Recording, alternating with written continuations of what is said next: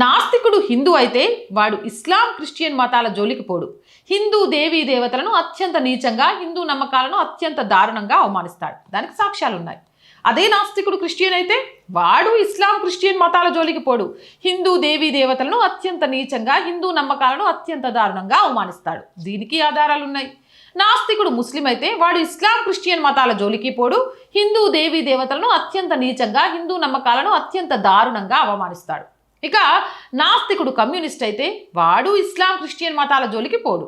హిందూ దేవీ దేవతలను అత్యంత నీచంగా, హిందూ నమ్మకాలను అత్యంత దారుణంగా అవమానిస్తాడు. ఇక నాస్తికుడు బుద్ధిస్ట్ అయితే వాడు ఇస్లాం క్రిస్టియన్ మతాలకు జోలికి పోడు. హిందూ దేవీ దేవతలను అత్యంత నీచంగా, హిందూ నమ్మకాలను అత్యంత దారుణంగా అవమానిస్తాడు. సో ఏతా వాతా తేలింది ఏంటి అంటే ప్రతి ఒక్కడు హిందూ అంటేనే అలుసు.